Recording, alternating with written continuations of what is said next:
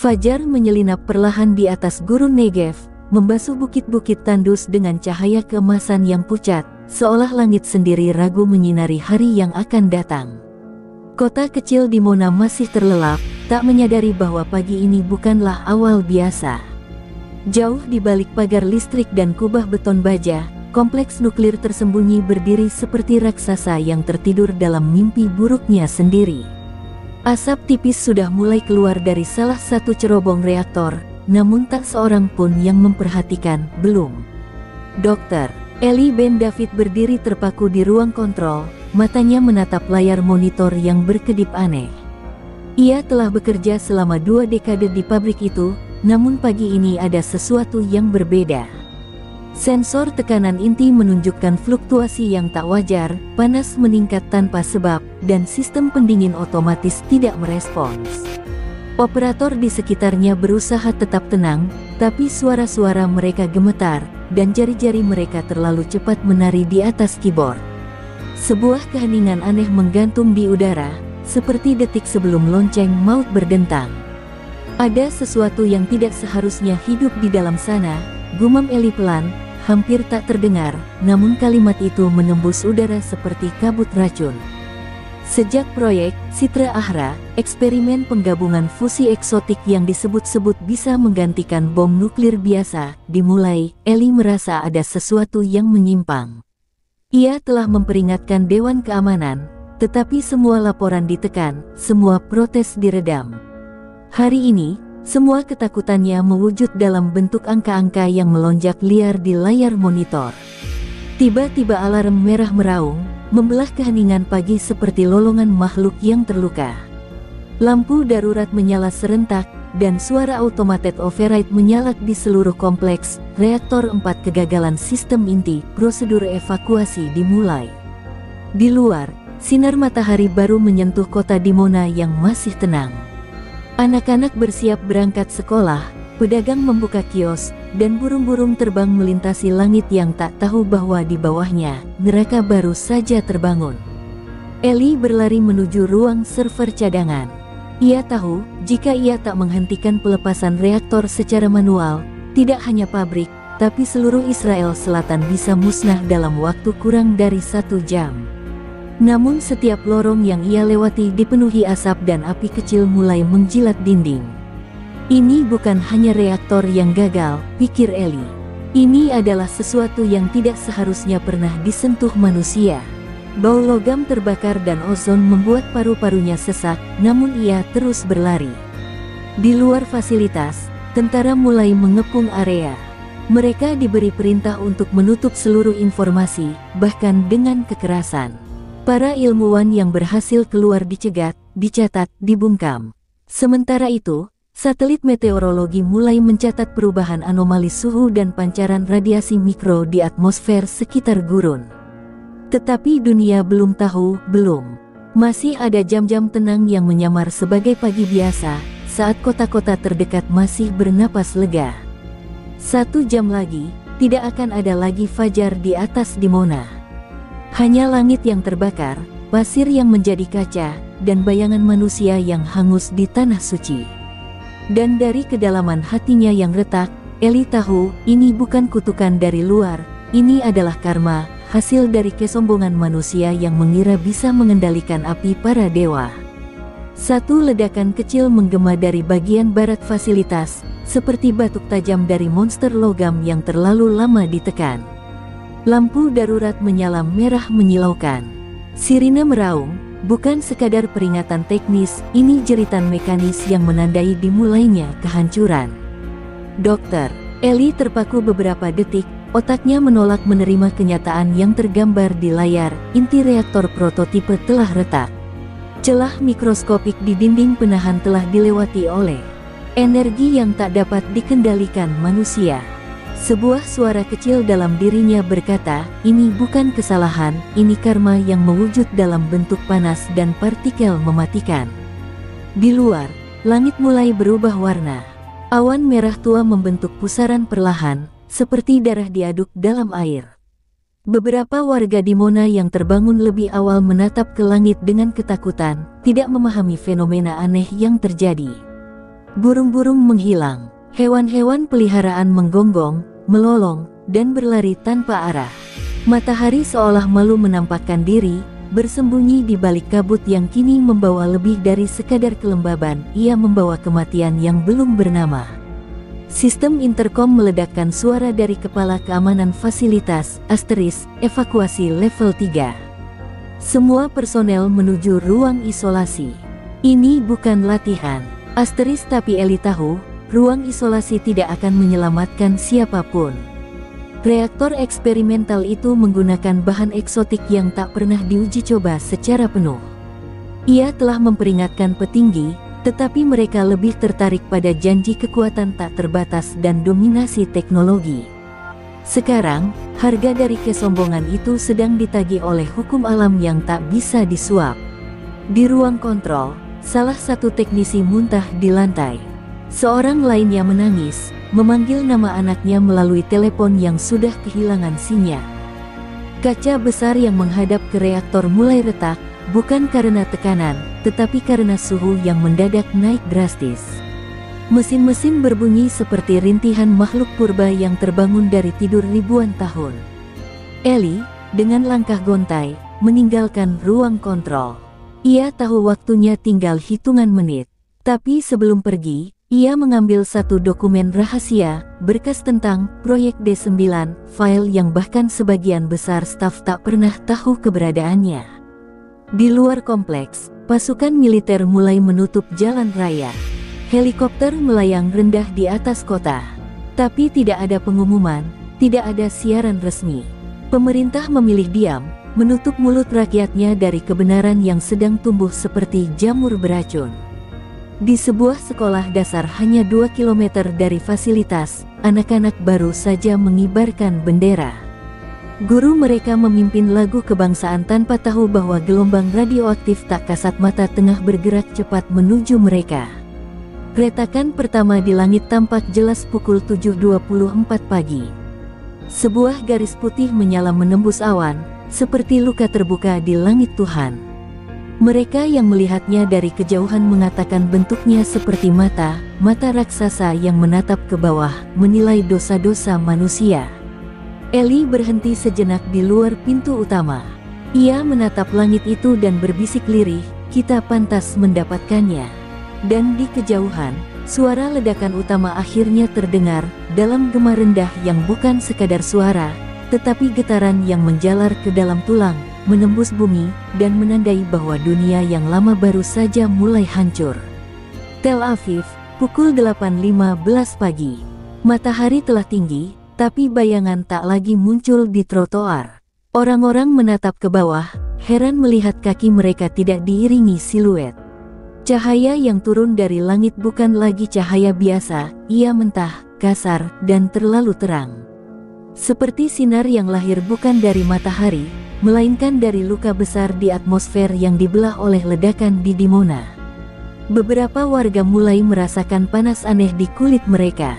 Bukan panas cuaca, tapi sejenis sengatan lembut yang merayap perlahan, menusuk hingga ke tulang. Leila Azoulay menatap layar ponselnya yang gelap. Tidak ada sinyal. Radio mobilnya hanya mengeluarkan suara desis panjang, lalu diam total. Ia seorang jurnalis investigasi yang telah mengendus bau busuk proyek Dimona sejak 2 tahun lalu, tapi redaksi selalu mengatakan itu cuma rumor dari teori konspirasi. Kini ia melihat asap hitam menjulang dari arah selatan, begitu tebal hingga menutup sebagian cakrawala.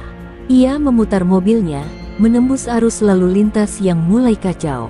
Orang-orang mulai meninggalkan mobil mereka, lari dengan panik tanpa tujuan. Di pusat kota, aparat mulai membagikan masker dan botol air, tapi tak seorang pun menjelaskan apa yang sedang terjadi. Sebuah suara melalui pengeras berkata, situasi terkendali. Jangan panik, tetap di dalam rumah. Tapi bangunan-bangunan mulai bergetar, dan beberapa jendela pecah dengan sendirinya. Sebuah restoran runtuh sebagian karena ledakan gas akibat lonjakan panas. Wajah-wajah penuh debu dan darah memenuhi jalan, menatap ke langit yang tidak lagi biru, melainkan putih kelabu, seperti lembaran kertas yang dilumuri abu. Di utara, Haifa menerima lonjakan radiasi kedua. Rumah sakit dipenuhi pasien dengan luka bakar aneh yang tidak disebabkan api. Anak-anak menangis karena kehilangan penglihatan sementara. Para perawat menangis pula, bukan karena kelelahan, tetapi karena mereka tahu obat tak akan menolong. Ini bukan luka biasa. Ini adalah luka dari sesuatu yang jauh lebih dalam daripada senjata atau perang. Ini luka dari kesalahan besar umat manusia yang selama ini dibungkus dalam kata inovasi.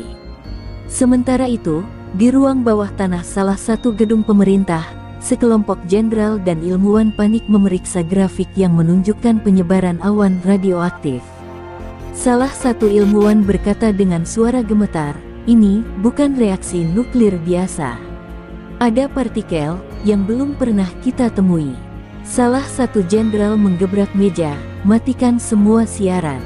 Jangan biarkan dunia tahu sebelum kita tahu apa yang terjadi." Tapi dunia sudah tahu. Satelit-satelit luar negeri menangkap pancaran aneh di atmosfer, sinyal elektromagnetik yang membuat burung jatuh dari langit di Mesir, dan ikan-ikan mati di pantai Gaza. Leila akhirnya tiba di sebuah dataran tinggi dekat perbatasan Yerusalem. Dari kejauhan, ia melihat kota Tel Aviv tampak seperti lukisan yang dibakar perlahan. Bangunan tak lagi menonjol. Warna-warna tampak terhisap oleh kabut terang yang menyelimuti segalanya. Tak ada kontras, tak ada bayangan, hanya cahaya, tapi bukan cahaya yang menghangatkan. Cahaya yang mematikan. Ia membuka laptopnya, mencoba merekam, mengunggah, mengirim, tapi semua server mati. Lalu ia menangis. Bukan karena tak bisa melaporkan, tapi karena akhirnya semua orang akan tahu, dunia telah berbuat dosa, dan ini adalah hari pembalasan. Di dalam ponselnya yang mati, ia melihat bayangan wajahnya sendiri lewat pantulan layar, tapi tak ada bayangan lain di sekitarnya. Ia berbisik seperti mantra, Tuhan tak datang dengan gemuruh. Dia datang dengan keheningan. Dan untuk pertama kalinya, kota yang tak pernah tidur itu benar-benar sunyi, seperti ditelan oleh langit yang retak dan tanah yang kehilangan ampunan.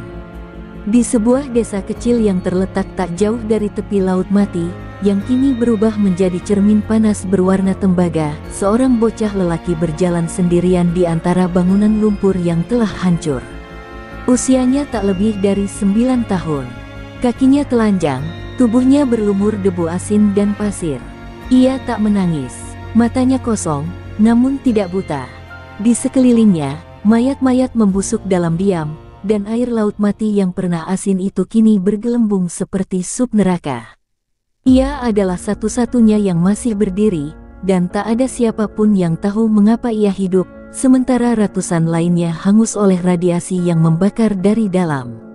Namanya Yamin. Begitu kata papan nama kecil yang tergantung di lehernya, tulisan tangan dengan tinta yang sudah hampir pudar. Tidak ada catatan kelahirannya. Tidak ada keluarga yang ditemukan bersamanya. Ketika sekelompok penyintas dari Yatta dan Hebron menjelajah ke reruntuhan, mereka menemukannya duduk diam di samping sebuah sumur kering, memegang sebuah batu kecil seperti benda suci. Para pria dewasa yang menemukannya langsung membungkuk, tak mampu menjelaskan mengapa mereka menangis saat menatap matanya yang hitam pekat, seolah menyimpan langit malam tanpa bintang. Yamin tidak bicara, tidak juga tersenyum, tapi kehadirannya membawa sesuatu yang aneh. Beberapa alat deteksi radiasi tiba-tiba menunjukkan 0 ketika ia berada di dekatnya. Salah satu perawat lapangan menyadari bahwa luka bakar di tangannya mulai mengering hanya setelah memeluk bocah itu semalam. Dia bersih, kata mereka. Lebih bersih dari udara, dari air, dari kita semua. Di tengah dunia yang mulai busuk oleh keserakahan manusia, bocah ini menjadi anomali, atau mungkin pengingat. Berita tentang Yamin menyebar diam-diam di antara para pengungsi dan penyintas. Beberapa mulai menyebutnya Al-Munajjah, yang diselamatkan. Sebagian lain meyakini dia adalah utusan dari langit, sebuah karma terbalik, anak dari dunia lama yang membawa benih bagi dunia baru. Namun tidak semua menyambut kehadirannya dengan syukur. Tentara bayaran mulai memburu dia. Agen intelijen yang tersisa mencoba menangkapnya untuk penelitian. Mereka ingin tahu, apakah ia imun, ataukah ia senjata. Leila, yang telah mendengar kabar tentang anak ini melalui jaringan radio penyintas, meninggalkan reruntuhan Tel Aviv menuju selatan. Bersama 2 pengungsi lain, ia menempuh perjalanan selama 2 hari di padang pasir beracun untuk menemukan bocah itu. Dalam diam, hatinya berdoa, bukan agar ia bisa membuat berita, tapi agar ia bisa melihat sesuatu yang masih murni, sesuatu yang belum tercemar oleh dosa umat manusia. Saat ia akhirnya bertemu Yamin, bocah itu hanya menatapnya dan menyentuh wajahnya yang terbakar oleh panas. Dalam beberapa detik, rasa sakit Leila menghilang. Ia menangis seperti anak kecil di pelukan anak kecil. Sementara itu, Dr. Eli Ben David yang selamat dari ledakan dengan luka parah, dibawa ke pos medis rahasia di Ein Gedi. Dalam luka-lukanya yang mendidih, ia mulai mengalami halusinasi atau wahyu. Ia melihat siluet bocah laki-laki berjalan di antara lautan api, diikuti bayangan-bayangan manusia yang hangus, memohon ampunan. "Kau tak akan bisa membatalkan apa yang terjadi," kata suara itu dalam pikirannya. "Tapi kau bisa memilih apakah akan menanamkan benih harapan, atau membiarkan bumi tetap tandus." Yamin berdiri di tepi laut mati yang kini mendesis perlahan, memandangi air yang menguap dalam pusaran aneh. Di tangannya, batu kecil itu bersinar samar di bawah cahaya merah langit. Para penyintas mulai berkumpul di sekitarnya, bukan sebagai pengikut, tapi sebagai makhluk yang kehilangan arah dan ingin menemukan sesuatu, apa saja, yang bisa dipercayai. Dan untuk pertama kalinya sejak kehancuran itu dimulai, angin malam bertiup lembut. Sebuah bisikan menyentuh jiwa mereka, seakan berkata, masih ada yang belum hancur. Di ruang perawatan darurat bawah tanah di Ein Gedi, Dr. Eli Ben David terbaring lemah, tubuhnya dibalut perban dan pendingin radiasi. Setiap napas yang ia hirup adalah luka, dan setiap detak jantung adalah pengingat akan dosa yang tak bisa ditebus.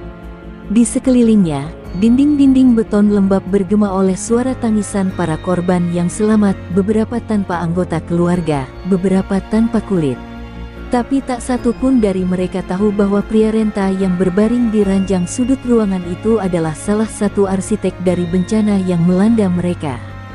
Selama 3 dekade, Eli bekerja dalam bayang-bayang. Ia adalah otak di balik proyek Sitra Ahra, nama yang dalam bahasa Aram berarti asteris, sisi lain, asteris.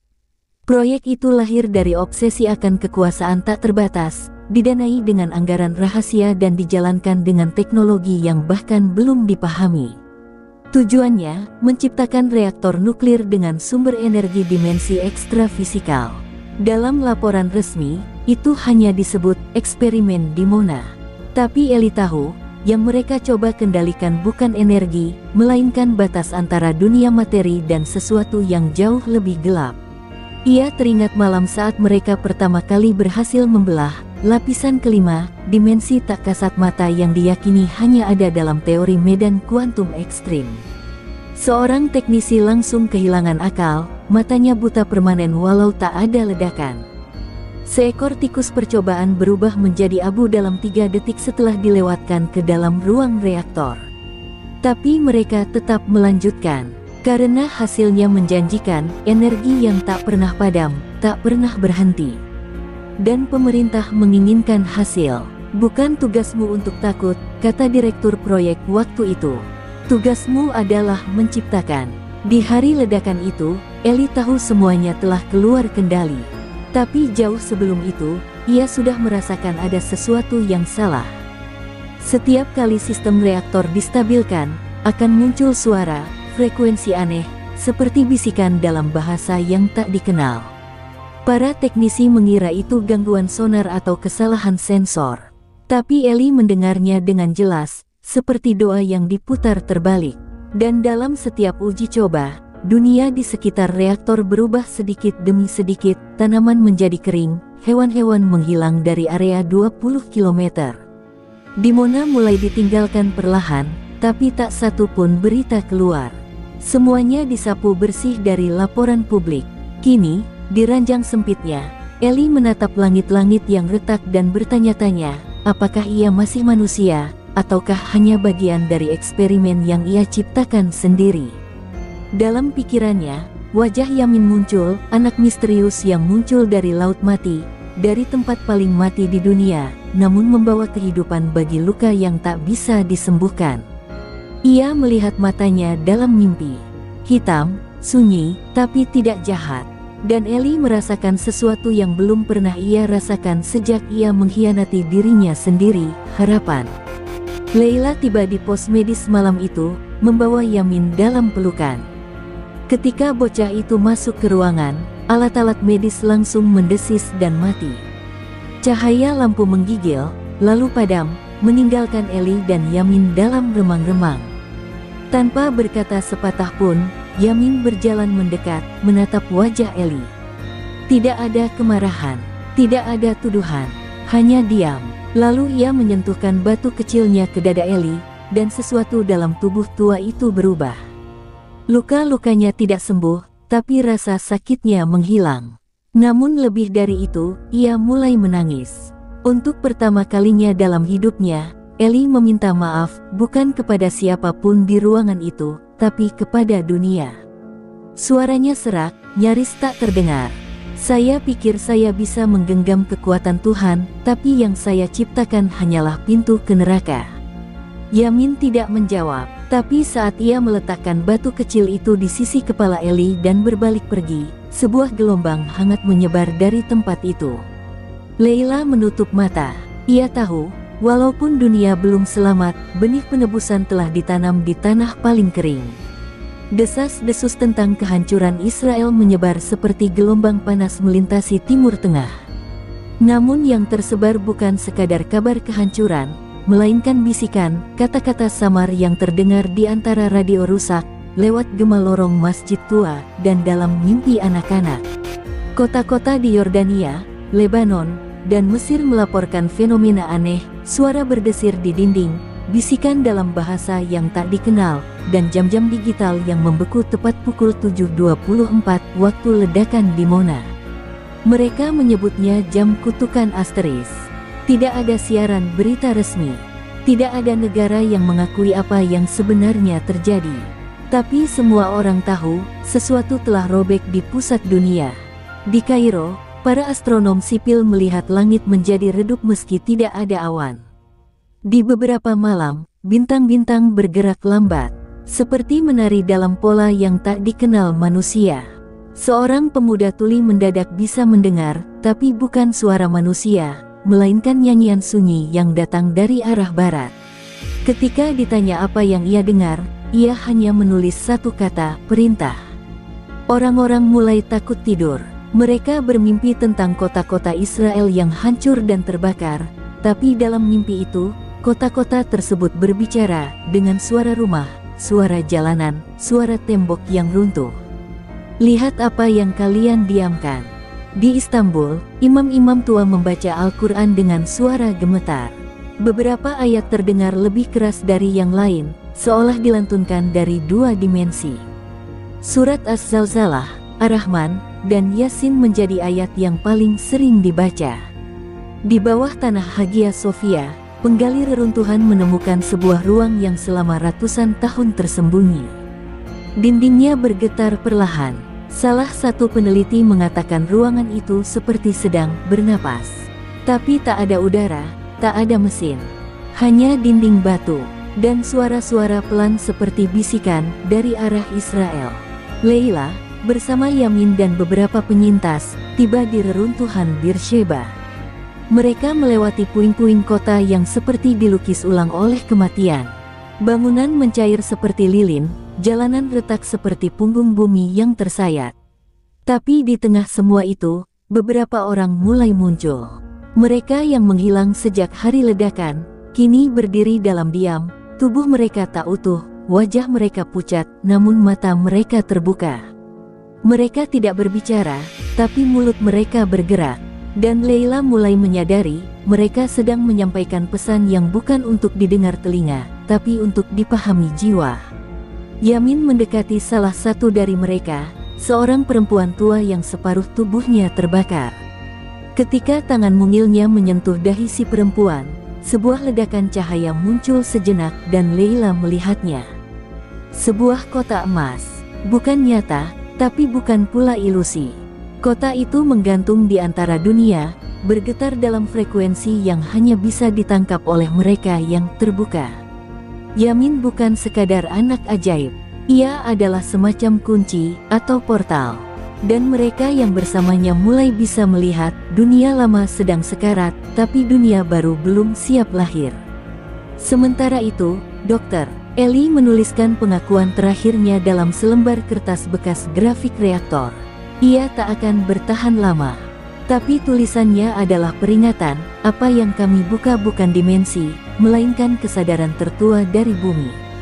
Kami mengusik apa yang telah dikubur sejak zaman para nabi. Sekarang ia bangkit, bukan untuk membalas, tapi untuk menyeimbangkan. Tangan tuanya gemetar, darah menetes di sudut bibir, tapi matanya tenang. Ia tahu kematiannya bukan akhir, melainkan bagian dari perhitungan semesta. Malam itu, langit di atas Yericho membelah lagi, kali ini tidak oleh api, tapi oleh cahaya biru redup yang turun perlahan seperti kabut. Para penyintas memandangnya dengan takjub dan takut. Tak satu pun berani bicara.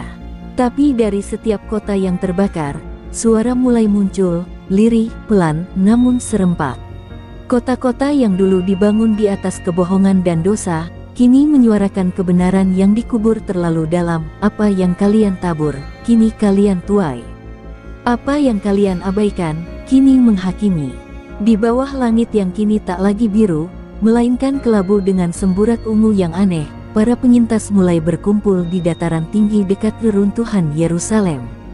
Mereka datang dari berbagai arah, tua, muda, bekas tentara, ilmuwan, pengungsi Palestina, dan warga sipil Israel yang tak tahu lagi kemana harus pulang.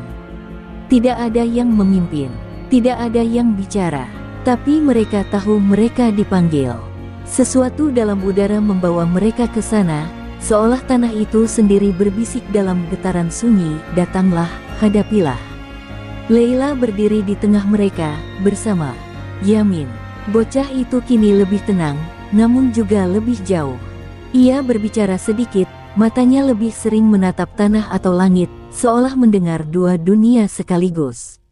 Batu kecil di tangannya semakin hangat dari hari ke hari, dan pada malam tertentu, cahaya samar keluar dari retakannya. Ia tak pernah menjelaskan apa itu, dan tak seorang pun berani bertanya. Hanya satu hal yang mereka sadari bersama, Yamin adalah jembatan antara kehancuran dan sesuatu yang lebih besar. Tapi harga dari harapan itu belum dibayar. Pada siang ketiga di dataran tinggi, bumi berguncang.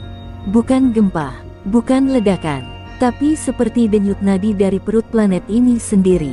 Dari balik puing-puing Knesset yang runtuh, muncullah cahaya yang berputar perlahan membentuk simbol aneh di udara, bukan huruf, bukan angka, tapi seperti ukiran dari bahasa yang belum pernah ditulis manusia.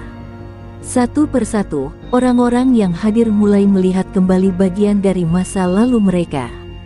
Seolah-olah kota itu memutar ulang dosa-dosa mereka di udara, perintah pengeboman, kebohongan diplomatik, penindasan, pengkhianatan, ketamakan.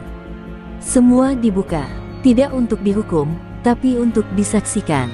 Seorang rabi tua menangis terseduh-seduh saat melihat bayangan dirinya menandatangani persetujuan proyek Dimona 30 tahun silam. Seorang wanita Palestina jatuh berlutut saat melihat ia pernah menyerahkan nama-nama sesama pengungsi demi sedikit makanan dari tentara. Tidak ada yang luput, tidak ada yang bisa berbohong. Dan saat semua kebenaran itu melayang di udara dalam bentuk cahaya dan suara, reruntuhan kota menggetarkan suara keras, seperti teriakan batu yang telah lama dibungkam. Kalian membangun peradaban di atas luka, dan tak pernah menyembuhkannya. Kini, luka itu bicara. Yamin berdiri paling depan. Ia tidak menangis, tidak gemetar. Tapi dari tubuh kecilnya keluar gelombang cahaya halus yang menenangkan mereka semua. Satu persatu orang mulai mendekat, meletakkan tangan mereka di tanah, membungkuk, bukan sebagai penyembahan, tapi sebagai pengakuan. Leila menyadari saat itu bahwa dunia baru tidak akan dibangun dari kemenangan atau teknologi, tapi dari kejujuran yang tak bisa lagi ditolak. Tidak ada tempat untuk para pahlawan. Hanya mereka yang berani mengakui kesalahan yang layak melihat matahari esok hari. Namun di tengah upacara pengakuan yang nyaris sakral itu, datanglah gerombolan bersenjata dari arah utara. Mereka adalah sisa-sisa tentara bayaran, dibayar oleh kekuatan asing yang masih ingin memanfaatkan kekacauan. Mereka tidak melihat cahaya. Mereka tidak mendengar bisikan kota. Mereka hanya melihat kelemahan dan peluang. Mereka datang untuk mengambil Yamin. Dia bukan anak suci, teriak pemimpinnya. Dia adalah senjata, dan kami akan mengendalikannya. Tapi saat mereka maju, tanah bergemuruh lagi. Kali ini bukan pelan, ini amarah. Dari bawah kaki mereka, retakan besar muncul, menelan satu kendaraan lapis baja secara utuh. Langit menyalakan kilat tanpa awan. Dan suara yang selama ini hanya berbisik, menguap menjadi teriakan, cukup. Suara itu bukan suara manusia, bukan pula dari mesin. Tapi semua orang mendengarnya, dalam bahasa mereka masing-masing. Suara kota, suara bumi, dan mereka yang datang untuk merusak, membeku di tempat. Mata mereka kosong, napas mereka terhenti. Yamin melangkah ke arah mereka, menunduk dan reruntuhan pun diam kembali. Fajar menyingsing tanpa suara, tapi bukan cahaya seperti biasanya yang muncul di balik bukit-bukit reruntuhan Yerusalem. Langit tampak datar, tanpa gradasi, dan yang lebih mengerikan, tidak ada bayangan. Tidak dari batu, tidak dari tubuh manusia, tidak dari tiang-tiang bekas bangunan. Sinar matahari tetap datang, hangat dan terang, namun tak memantul, tak menciptakan siluet. Orang-orang saling memandang, sebagian berlutut, sebagian menutup mata. Hari itu menjadi mitos dalam sekejap. Mereka menyebutnya hari tanpa bayangan, hari saat bumi memutuskan untuk menjadi saksi, bukan sekadar tempat. Leila terbangun dengan jantung berdebar. Di sekelilingnya, semua orang telah terjaga, tapi tak seorang pun berbicara. Yamin duduk di atas batu datar, matanya menatap langit yang terlalu tenang. Cahaya dari batunya kini berpulsasi seperti detak jantung, seirama dengan denyutan bumi. Ada keputusan yang akan diambil, katanya lirih, suara yang seolah tak datang dari mulutnya sendiri. Hari ini, siapa yang tak bisa melihat dirinya sendiri, akan lenyap. Leila merasa dadanya sesak, seolah pernapasannya bergantung bukan pada paru-parunya, tapi pada kebenaran yang ia sanggupi untuk hadapi. Di sisi reruntuhan barat, Dr. Eli yang lemah berjalan terlatih dengan bantuan tongkat kayu. Tubuhnya nyaris habis, tapi wajahnya penuh ketenangan yang menakutkan. Ia membawa sebuah jurnal tua, pengakuan dari ilmuwan yang membuka celah antara dimensi. Ia meletakkannya di tengah lingkaran orang-orang yang kini membentuk semacam majelis sunyi. Kalian tak perlu memaafkan kami, katanya, tapi dunia perlu tahu bahwa ini bukan azab dari Tuhan, ini reaksi dari semesta terhadap kehancuran harmoni. Tidak ada yang bertepuk tangan, tidak ada yang menangis, tapi langit berkedip seperti menyetujui. Mereka yang selama ini hidup dalam tipu daya, mulai menghilang. Bukan menguap, tapi perlahan, tubuh mereka memudar, seperti cat yang terhapus dari kanvas. Seorang mantan jenderal Israel yang masih mencoba menyembunyikan perannya dalam pembantaian tahun 2009, tiba-tiba jatuh berlutut dan menjerit sebelum tubuhnya menghilang dari dunia. Tidak ada darah, tidak ada suara, hanya penghapusan. Beberapa pengungsi Palestina yang selama ini menyimpan kebencian mendalam, namun tidak mau mengakuinya, juga mulai memudar, meski mereka berteriak bahwa mereka adalah korban. Hari itu, korban dan pelaku tidak dibedakan. Yang membedakan hanya satu, kejujuran. Yamin kemudian berdiri, dan tanpa berkata apa-apa, mulai berjalan ke arah Laut Mati. Orang-orang mengikutinya, ratusan dari mereka, menyusuri jalan sunyi, meninggalkan kota-kota tanpa roh. Di sepanjang jalan, bumi berbicara dalam cara yang tak bisa dituliskan, hembusan angin yang membawa fragmen suara ibu, batu yang terasa hangat saat disentuh, dan genangan air yang memantulkan masa kecil seseorang seperti cermin waktu. Mereka tidak sedang mencari tempat selamat. Mereka sedang menuju tempat kebenaran. Ketika rombongan tiba di tepi Laut Mati, mereka melihat sesuatu yang tak pernah ada sebelumnya. Di tengah danau, muncul sebuah pulau kecil. Di atasnya tumbuh pohon besar, akar-akarnya menjulur ke air asin tanpa mati. Yamin melangkah ke depan dan menaruh batunya di kaki pohon itu. Cahaya menyebar dari sana, bukan terang, tapi kejernihan. Air laut yang asin berubah menjadi bening di sekeliling akar. Tanah mulai menumbuhkan rumput. Seorang wanita berbisik, "Eden."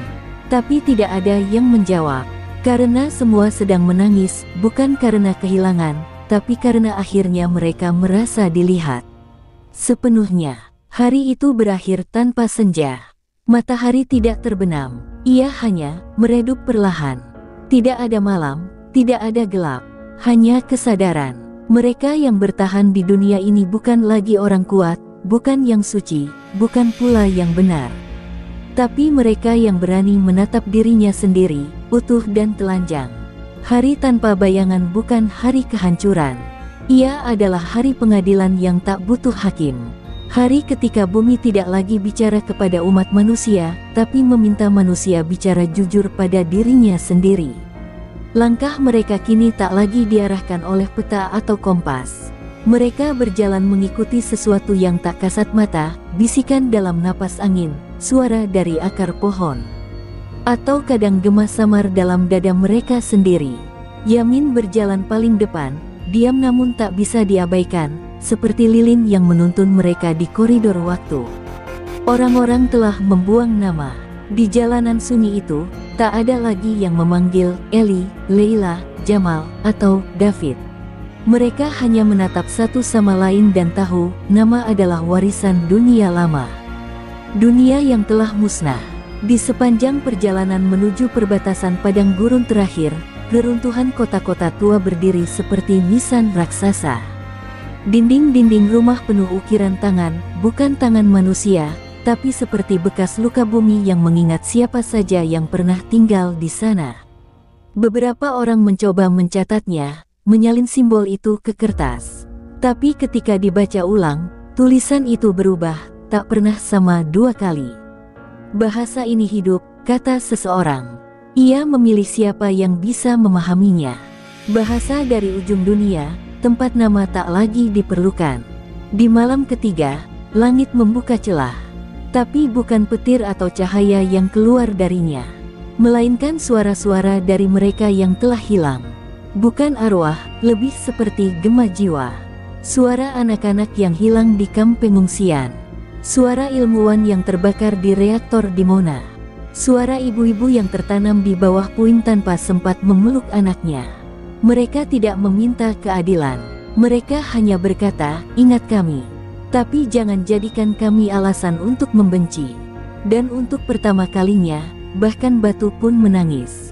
Leila menggenggam pasir, dan ia sadar sesuatu telah hilang dari dirinya, rasa benci. Bukan karena ia memaafkan, tapi karena ia akhirnya menyadari bahwa kebencian hanya memperpanjang rantai kehancuran yang tak berujung. Ia mendekat ke Yamin, yang kini mulai bicara lagi. Bocah itu menunjuk ke timur, ke arah celah tipis di cakrawala. Di sana dunia baru akan lahir, katanya. Tapi hanya mereka yang tak membawa nama yang bisa masuk. Leila mengangguk. Ia tidak lagi mengingat nama ayahnya, atau anaknya, atau bahkan dirinya sendiri. Yang ia ingat hanya luka dan cahaya. Di ujung perjalanan, mereka tiba di sebuah tempat yang bahkan bumi pun tampak enggan menyentuhnya. Tanahnya halus, tanpa batu, tanpa pohon. Udara sunyi, tak ada bayangan. Mereka berdiri mengelilingi sebuah cekungan tanah yang tampak seperti pusaran. Di tengahnya, muncul sosok-sosok dari cahaya samar. Bukan dewa, bukan hantu, tapi manifestasi dari kesadaran tertua bumi, tidak berwajah, tapi terasa sangat akrab. Suara-suara mereka berkata serempak, "Kalian bukan pewaris tanah ini. Kalian adalah penjaganya. Jika kalian berniat memiliki, kalian akan hilang." Jika kalian berniat merawat, maka tanah ini akan hidup kembali. Beberapa dari rombongan berlutut, lalu lenyap menjadi cahaya. Bukan mati, tapi bergabung, larut, menjadi bagian dari lanskap. Leila berdiri memejamkan mata. Ia tak meminta apapun, tak menyesal, tak berharap. Ia hanya ada, dalam kejujuran paling murni. Dan saat ia membuka mata, dunia baru telah mulai tumbuh.